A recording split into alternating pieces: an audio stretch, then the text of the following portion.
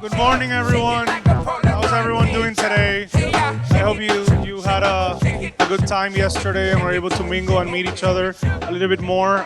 We are running a bit behind schedule, so we're gonna try to move as quickly as possible. We have 3 more sessions that are standing in between us and the beach. So today I would love to start the day by introducing my dear friends in customer success and training, Maria Alexia, who is our senior manager of customer success, and Horatio, who is the senior manager of training.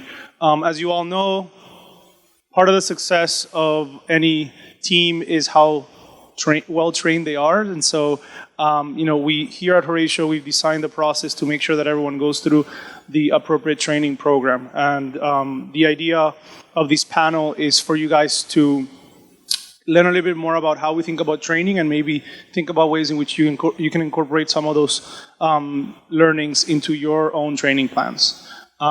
So before I do that, I'm just going to show you a quick recap of yesterday's day.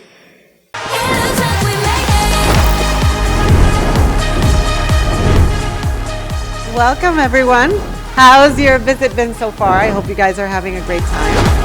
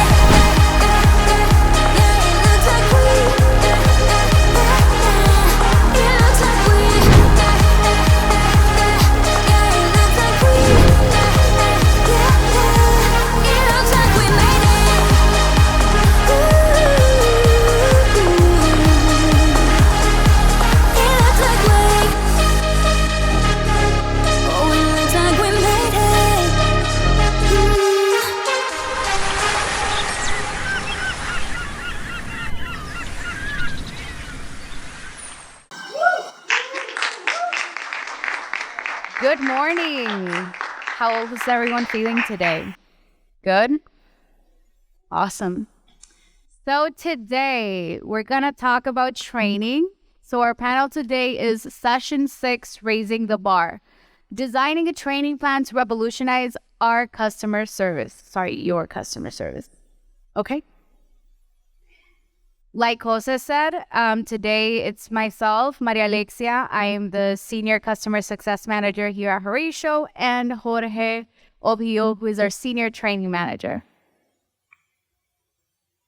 Okay, so before we get started, we have a poll question for today that we want you guys to answer. So the question is, what is the most important benefit of employee training programs in an e-commerce business?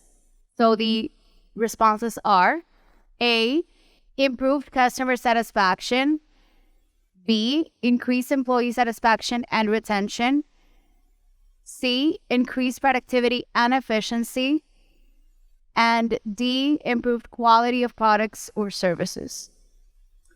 If you have to choose one, just one, which one would it be? Who wants to go first?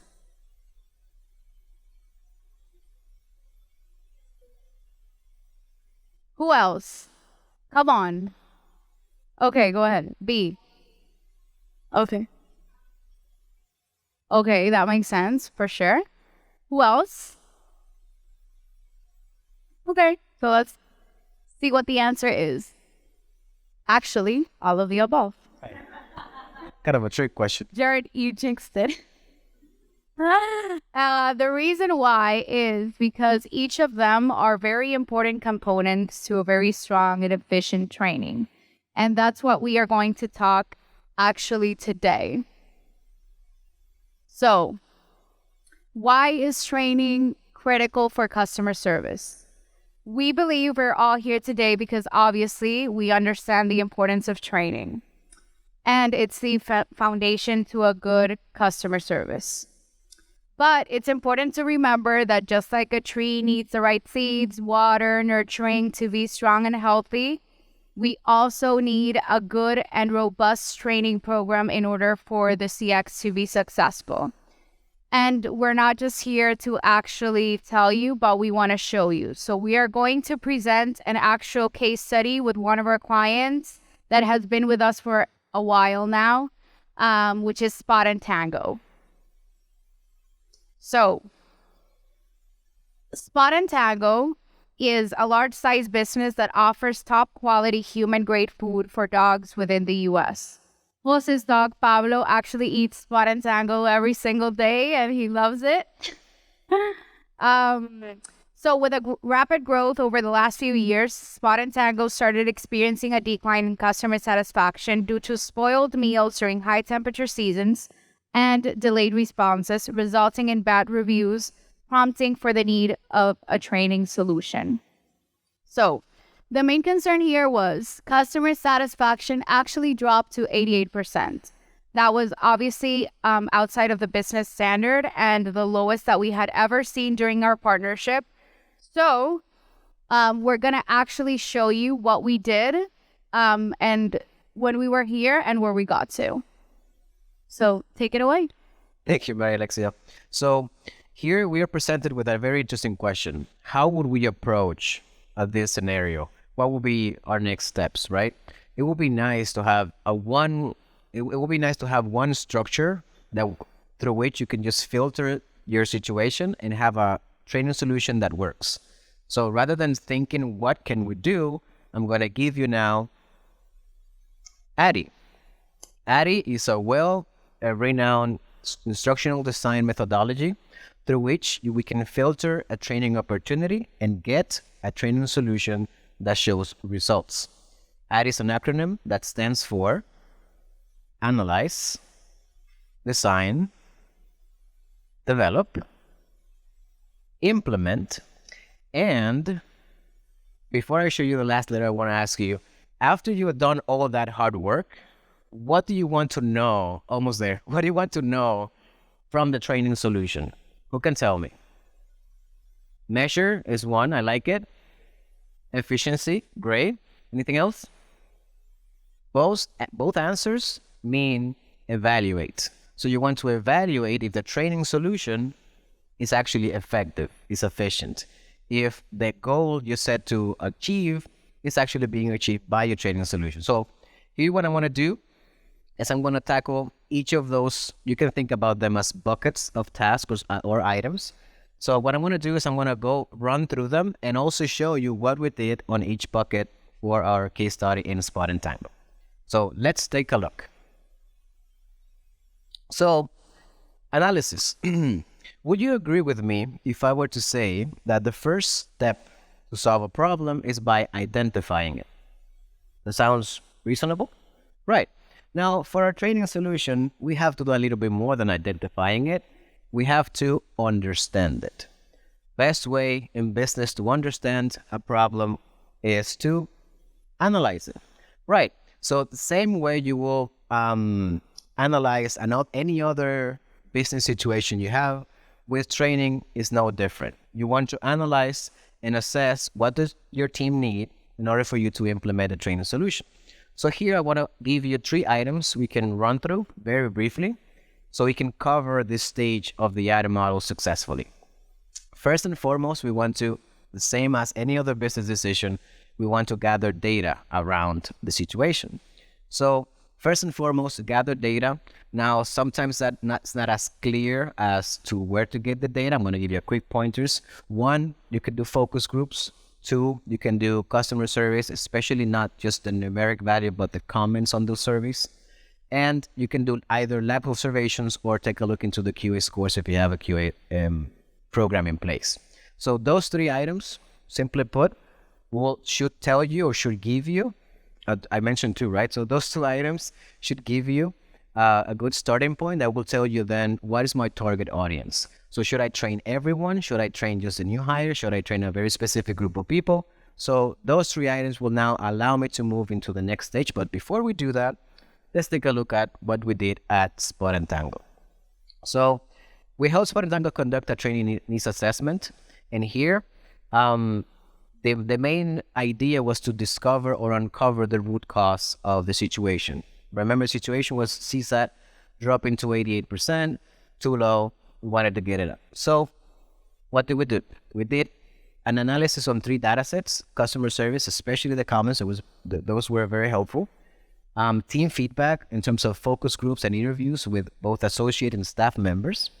And we also did observations on tickets. That was both live observations and also analyzing the QA scores and the comments from the QA team. So from that, what you want to get is the key takeaways. What are the key items that I need to focus on this training moving forward? For us, it came down to 2 things.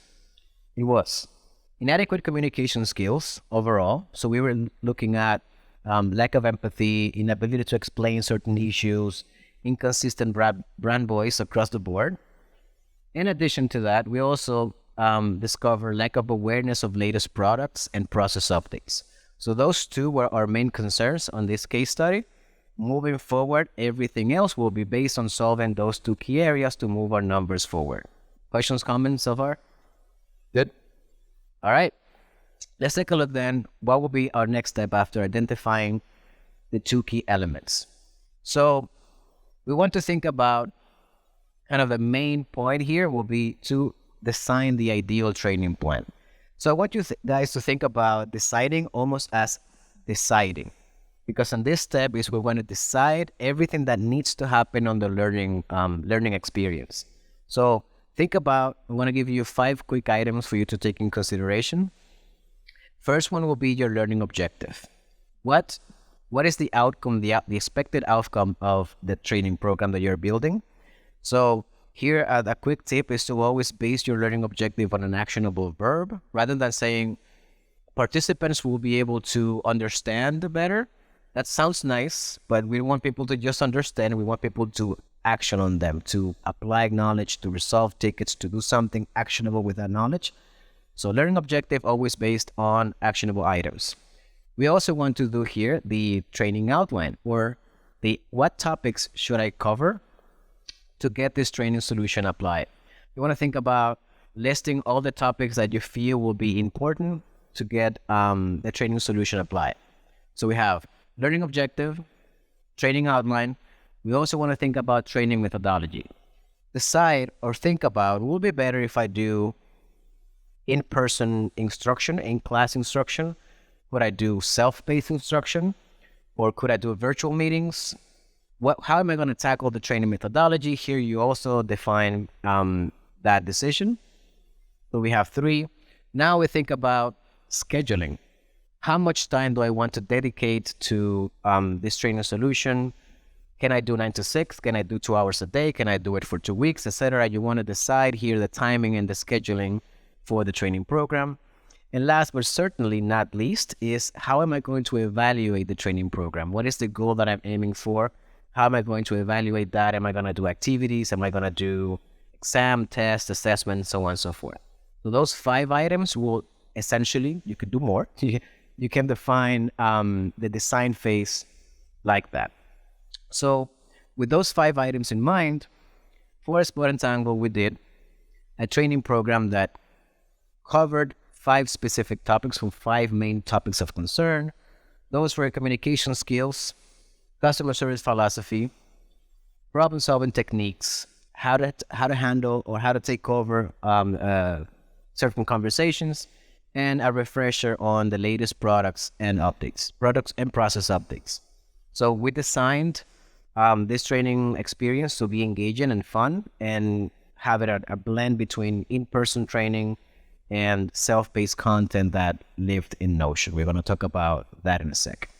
So whenever you're running this design phase, you always want to make sure that at this stage produces a document, or you're able to create a document that will serve as a blueprint for the following stages of your creation process of the training plan. This is a quick example. This could probably be a couple of pages long, but here you want to make sure you have, if you use the Google Suite, which I think most of us do, have a Google Doc, share it with the right people, and make sure we all collaborate to create a blueprint for this training program. So, analyze and designing the program. Now, one of the most time-consuming stages here is going to be developing the training program. What does that mean? That would mean 5 items as well that I'm going to give you here. If we complete those, we will be able to develop engaging training content. First and foremost, you want to be able to collaborate with subject matter experts, hence the importance of creating a document you can share and collaborate with on the blueprint. So collaborating with subject matter experts is first and foremost. Second, you want to be able to create the actual training material people will be exposed to. Think about presentations, Google Slides or PowerPoint. You also want to think, is my resources or is my training program in need of multimedia? Do I have to record an interaction so people see how it's done? Do I have to do a voiceover to explain over a certain topic? Do I have a live demonstration that I need to record myself into? So multimedia is super important as well. Here we also create the assessments. Think about the questions you want to do based on the content that you have already decided that you wanted to include. Think about in what format am I going to give that? Is it going to be activities? It's going to be a Kahoot? It's going to be interactive, so on and so forth. And last but not least, after you have implemented all that good content, presentations, multimedia, assessment, and so on, you really want to make sure people have access to that at some point. And for that, we use our CX playbook in Notion, which our customer success team beautifully put together for us, especially on the onboarding phase. So those 5 items: collaboration with subject matter experts, creation of the materials, including multimedia, assessments, and content housing or a knowledge base so people can reference back to once they're actually working on the tickets. How we process that for Spot and Tango? We collaborated with 2 of the subject matter experts on the Spot and Tango side, the Spot and Tango team, and we did that through Slack meetings and emails to develop all the content that needed to be used during that training program. So we did that, and we made sure that every topic that we wanted to cover had a visual reference and an extended documentation in Notion so people can go back to. And this also included trainer-driven content and self-paced content, both. So because I know how time-consuming could visual design or presentation development become, I wanted to give you a quick tips on how to expedite that process. This is considering you don't have someone already dedicated to create presentations. I want to give you a quick start on expediting that process. There's bunch of pages like SlideGo, Slide Carnival, Slide Mania that offers free templates with attribution you can use to get you started on creating content. So we know starting content from scratch is a bit scary. Starting from a blank page, what do I do? Blank, a white canvas and black text is not very visually appealing. So SlideGo will help you with tons of presentations you can use. And we just have to leave a slide at the end saying that we got it from SlideGo, etc. Free to use. Great resources. 70% of your efforts on visual design are covered with templates. We also use Google Forms. I know most of us use the Google Suite. Google Forms is so easy for us to create assessments. It's already integrated in most of our Google Workspace products. So Google Forms for free is basically the one we use for most of our assessments here at Horatio. We know Notion and our CX playbook that we get access to. Of course, all content needs to be housed there as we use it for our knowledge base as our main point of content housing. And last but not least, we also want to, or if we want to make content a bit more interactive, a bit more gamifiable, there's a couple pages like Genially, Kahoot, and so on that offers free option if we want to gamify the learning experience. With Genially, you can also do assessments in a gamified way that is not just questions and answers. And that requires a bit more clicking around and looking at more animations and so on to go through the content. Comments, questions so far? All good? All right. Moving on. So I do have a question for you. If I say implementing the training program as to what we've seen so far, what do you think that means? Implementing it. Anyone? Implementing it? Right. Making the actual training happen. So this stage is super simple, but I'm going to give you 3 quick items to have in consideration when implementing a training program. First one is prepare the learners. And this essentially means communicate the expectations of the training, when the training is going to happen, how the training is going to happen, what is the outcome or the expected outcome of the training. It helps a lot if we include what's the benefit for the person taking the training, not just you have to take this training. So preparing the learners, communicating it. The second stage is actually super simple. It's just giving the training. However you decided on your design phase, how we're going to deliver this training, whether that's in person, e-modules, self-paced content, however you decided, here's where it actually happens. And last but not least, and here's a big area that I feel is super important for the success, is managing the training. And that essentially means knowing what's happening in training, what's the training progress, who's taking it, the completion rates, the attendance, any scores that people get out of the assessment, and so on and so forth. So letting people know, actually giving the training, and managing the training throughout, and essentially gathering the information from it. For Spot and Tango, what we did here essentially was we provided the training to all customer service representatives.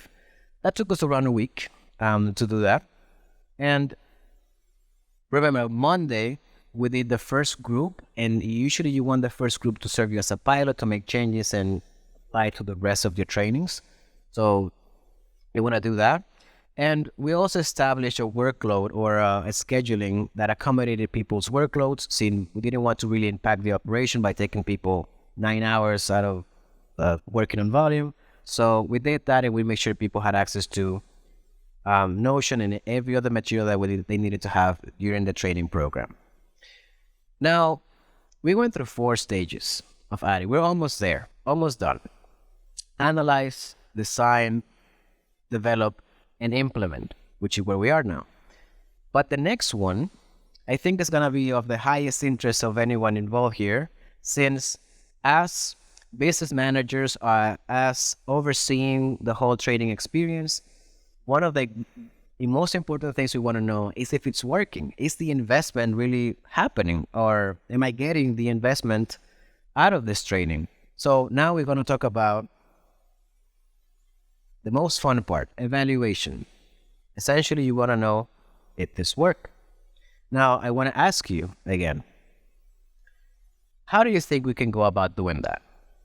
What have you done? What do you think should be done when we're thinking, does this training work? What do you usually look at, or what comes to mind when you're thinking, I need to know if this worked? Anyone?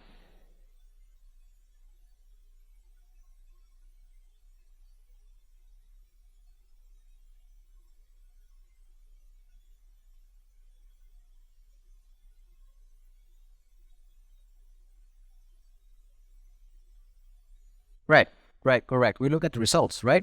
So in that idea, I will look into my main concern, which was CSAT. So I will look into if after the training, CSAT went up, right? Or essentially. That's correct. But what if I were to tell you that we can do more evaluations to have a more overall perspective if everything worked? That's what we're going to see now. But before I go ahead and show you, I want to have another question. So think about enjoying training. Would you say, in a high-level overall perspective, that enjoying training facilitates learning? Like, people enjoy their trainings, that's better overall for the learning? Yeah? All right, so there you go. That's the first one. So the first thing we want to measure is if people is enjoying their trainings. Is it enjoyable? Are they satisfied with the learning experience?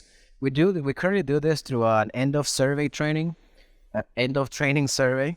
So at the end, we want to ask, the main focus is the overall satisfaction, but we also ask things around the satisfaction with the specific structure and the satisfaction with the quality of the training materials we used for that. So our first level here is going to be reactions. Did people enjoy it? So we just said that if people enjoyed it, what happens? People learn more, right? So we also have to measure that. So we measured learning. Essentially, we do measurements of learning through assessments. So the assessment that we decided we wanted to have on the design phase and so on is what's going to tell us if the learning here actually happened. So sounds nice.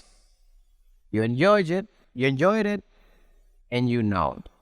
What else would I like to know from this person? I know they enjoyed it, and I know they know. What would I like to see from them? Practice it? Right. We want to measure a change in behavior.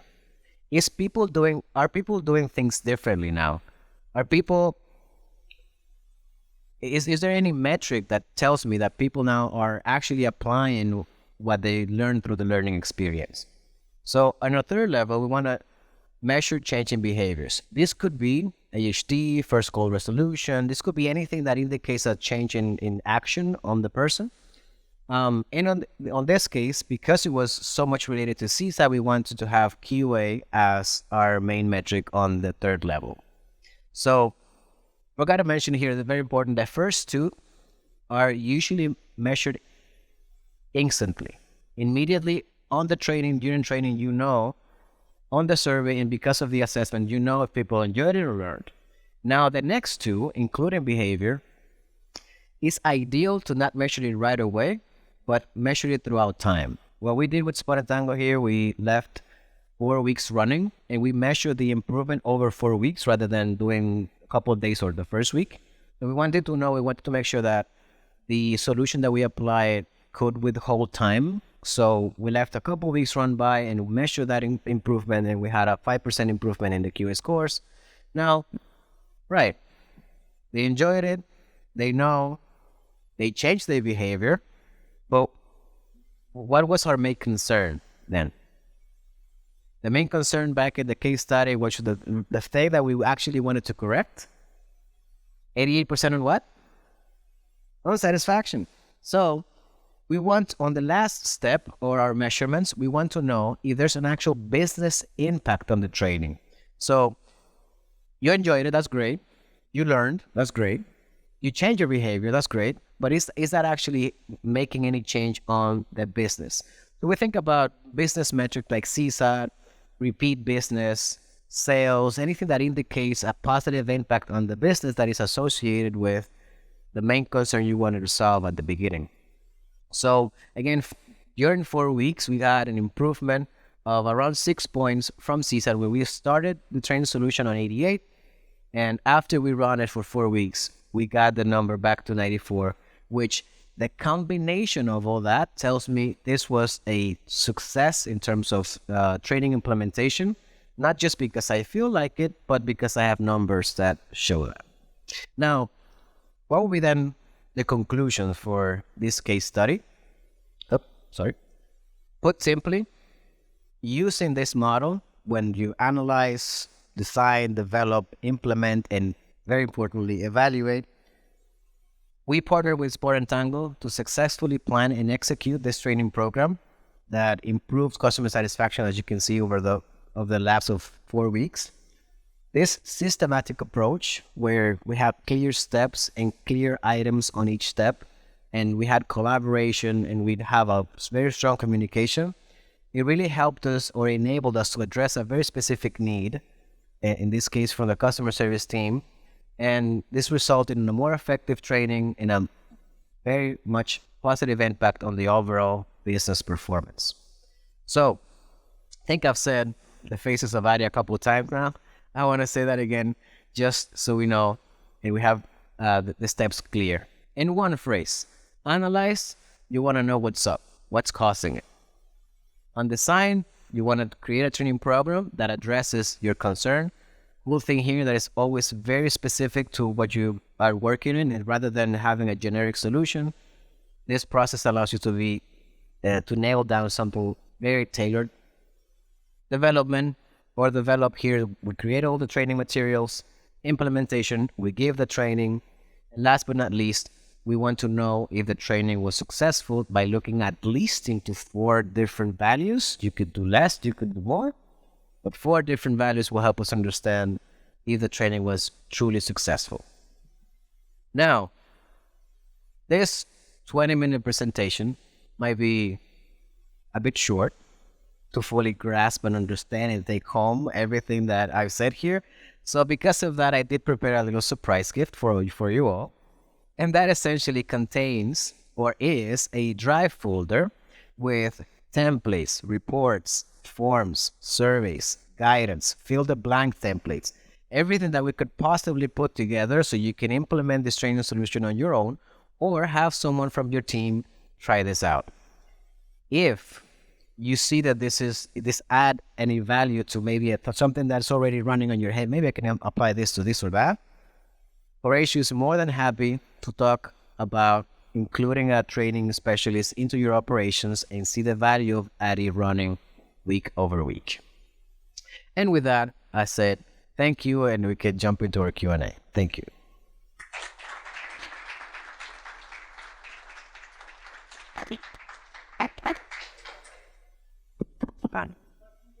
Any questions? No? Yeah. All right.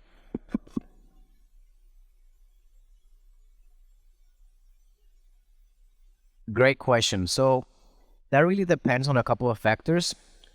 I want you to think about two things. I don't have a direct answer because that will depend on your answer, but there will be two things to consider. One, your rotation or growth. If you have constant need of training new people, that's one thing you want to consider. If you have that every month, for example, and or if you feel the need of having to refresh your team on different updates that your product comes in, if you're adding more things to your process updates and so on, you do want that. I don't have a number because it depends on those two, but I will say 1 per 20 associates will be a healthy number. Every 20 associates having one training specialist. It also depends on the volume, if you have a lot of training to do, but essentially 1 to 20 is a healthy number. Obviously, we have clients that have less than 20 and they do have training specialists. And the reason is because their business is growing, products are launching constantly, and they need someone who is there to guide the team through each new launch and train them and any updates that the company is launching. And that's why like I said, we have maybe 7 associates and then 1 trainer, and that's because the business is growing a lot and that they need it Right. in that specific moment. Right. Awesome.